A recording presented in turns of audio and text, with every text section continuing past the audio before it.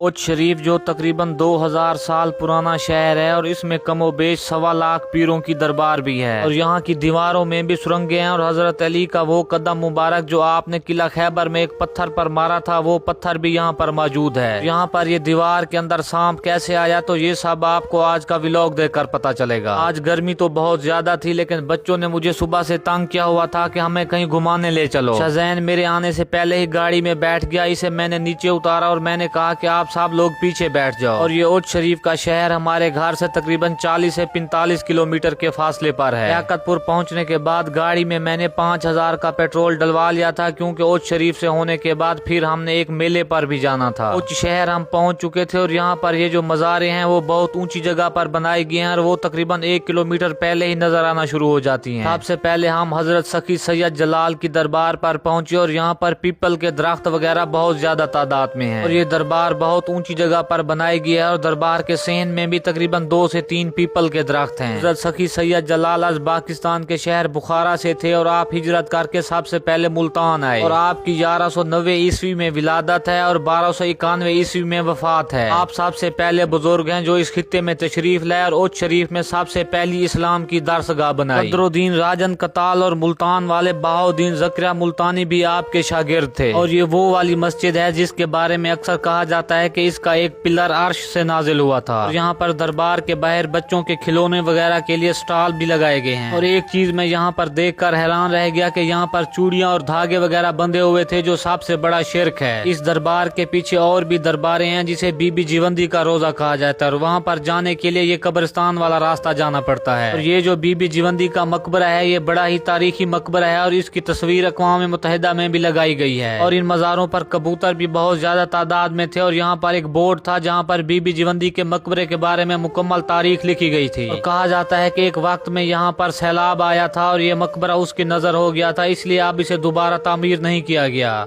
और ये सारी मज़ारें इस तरीके से बनाई गई हैं कि एक दीवार की मोटाई कम से कम 5 से 6 फुट के बराबर है। एक और चीज मैं देखकर हैरान रह गया कि इन दीवारों के अंदर भी सीढ़ियां लगी हुई हैं और वो सीढ़ियां चढ़कर आप ऊपर जा सकते हैं। ये सीढ़ियां हैं तो बिल्कुल छोटी लेकिन यहाँ से आदमी बड़े सुकून के साथ गुजर सकता है। इन सीढ़ियों की मदद से जब मैं मज़ार के ऊपर गया तो वहाँ से उच शरीफ का मुकम्मल व्यू नजर आता था। उच शरीफ शहर के इर्द गिर्द अक्सर आमों के बागात पाए जाते हैं। ये सारा मंजर देखने के बाद अब हमने मखदूम जहानिया जहाँ गाश्त रहमतुल्लाह अलैह के रोजे पर जाना था और मखदूम जहानिया जहाँ गाश्त रहमतुल्लाह अलैह के रोजे के साथ हजरत अली का वो कदम मुबारक है जो आपने जंगे खैबर में नीचे पत्थर पर मारा था और उस वक्त आपको इतना जलाल आया हुआ था कि ये पत्थर भी आपके पाँव की ताकत बर्दाश्त न कर सका और सारा पाँव पत्थर के अंदर धंस गया। मखदूम जहानिया जहाँ गाश्त रहमतुल्लाह अलैह